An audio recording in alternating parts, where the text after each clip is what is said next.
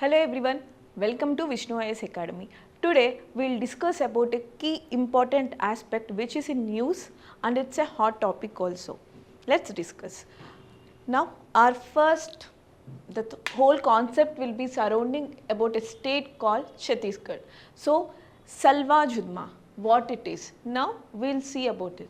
If you see, here we can see Chhattisgarh, and if you observe Chhattisgarh, West Bengal, those areas are more like we have Maoists, and if you see Naxalism is a birthplace is nothing but a West Bengal. So all the border areas surrounding the West Bengal will be affected with this Maoist or Naxalites areas. So if you see here in Chhattisgarh, closely related to the border state of Andhra Pradesh, you can see two places, Dantewada and the Bastar. These are the hotspot of all those Maoists. And if you see, recently our Home Minister Amit Shah made a statement regarding the Vice President elections. So if you see, our India bloc is nothing but the opposition. They gave an important person, or they nominated important person for the vice president position. He is nothing but a Sudarshan Reddy. He is a previous judge of the court or High Court and the Supreme Court. So now what Amit Shah said, because now he is the keen person in that judgment which is related to the Judma, which has happened in the Chhattisgarh in 2011. Now what Amit Shah said, BJP leaders now criticize him, the judgment weakened anti-Maoist fight. And now what he said this Sudarshan Reddy, he is a keen supporter of all the Naxalite or the Maoists. That was the keen statement given by Amit Shah on this Sudarshan Reddy. So now that's why it's very important for us to know about this Salwa Judum. If you see this Amit Shah allegation, now that's why now this is you have to learn. And when Amit Shah criticized Sudarshan Reddy with that, what was his reply, we'll see. So Sudarshan Reddy's reply was, whatever I am doing as being a High Court judge, I have to follow the instruction of Supreme Court, and ideology given or the set of instructions given by Supreme Court I have to follow. I can't go do out of my mind and do the things and given judgments in favor of some organization. That's what said by Sudarshan Reddy. And if you see, what is this Salwa Judum? It started around 2005 and 2008. It's a controversial anti-Maoist militia formed in this 2005. Why? If you see this Judma or Salwa Judum, it is related to a Gond community. See, that time all the Gond community in Chhattisgarh, they are more affected people due to this all Maoists. That's why that time there is a Congress leader called Mahendra. He encouraged them to form as a huge group with the all weapons, guns, everything. That organization is nothing but Salwa Judum.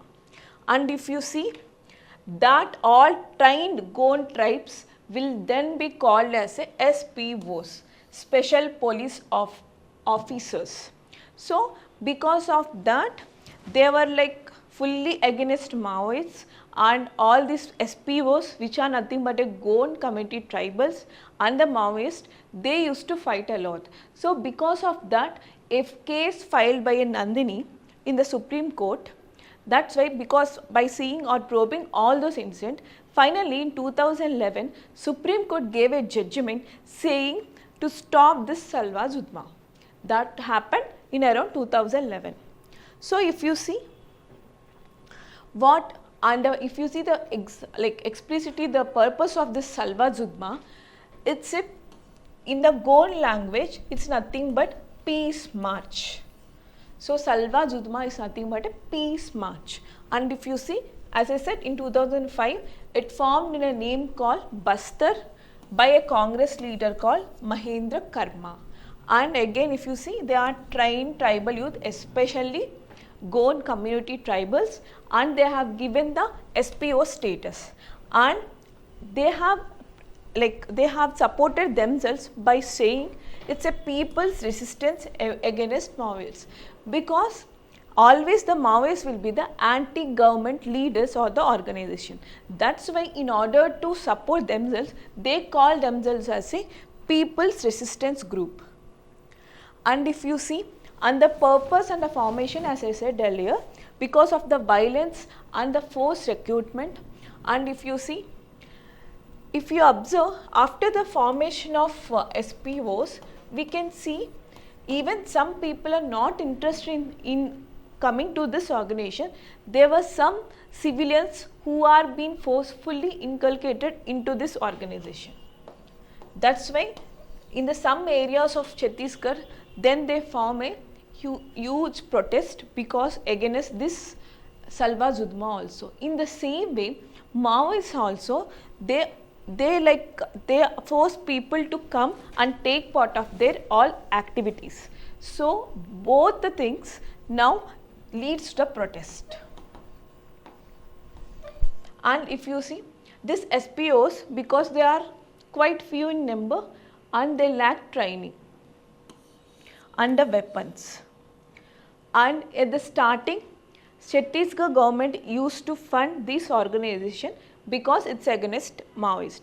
But later on, all the fund given by the government has been stopped. But indirectly, government started supporting them. Even after the given the judgment, there are certain persons who are in the back door, they are supporting this organization. And if you see, what are the legacy and the ongoing concerns? If you see, as I said, Chhattisgarh passed the Auxiliary Armed Police Force Act in 2011 to take this SPOs into limelight, rehire these SPOs as assistant constables. So whatever the person they have trained before, after the 2011 judgment of the Supreme Court, now Chhattisgarh government wants to hire those as a constable in the state of Chhattisgarh. So that's why critics saw this as a loophole for what? To bypass the Supreme Court order. It's a nothing but a contempt of court. They saw in that way. So if you see, district reserve groups, this is also one of the organization which are the father of this SPOs. They still active in the Chhattisgarh, and because of this, with the help of government backing. So there is a argument regarding this Salwa Judum. So now, though Salwa Judum is directly not present because of the Supreme Court order, this is indirectly present due to the district reserve group. That's what that time it's a controversy. Now also it is a controversy regarding this Salwa Judum. And if you see, Supreme Court ban, as I said, in 2007, petition by anthropologist Nandini Sundar. It's a like, see, our India, or if you take any executive, legislature or the judiciary, they always see for the welfare of the people. Be it a Maoist, be it a civilian, formation of certain organization against that particular group of people is not recommended according to the constitution. That's why Supreme Court has given this judgment. And if you see, in 5th July 11, Supreme Court, Salwa Judum is unconstitutional, said by Supreme Court. In the same way, tribal youth cannot be used as a special forces in counterinsurgency, because see, if Maoists are and the police are fighting, there will be like most of the mishappenings will happen, right? In that mishappenings, tribals should not be a part, because tribals are minorities. Those, they should not be suffered because of the ongoing protest or the insurgency. That was the given judgment by Supreme Court. And if you see, all the firearms that time will be recalled.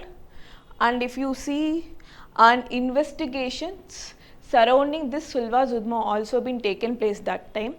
But after few years, like after 10 years, after decay, now they are no more into limelight. But all the district organizations still, they are supporting all the tribal leaders of Goan community in the back door. But this is unconstitutional. This is what said by Supreme Court, and because of the Amit Shah statement on the Sudarshan Reddy, a vice presidential candidate by India bloc. Now this has again come to a lame line. That's why it's very important for us. So that's it for today. If you like our initiative, please share, like, comment, subscribe our Vishnu IAS Academy YouTube channel. Thank you.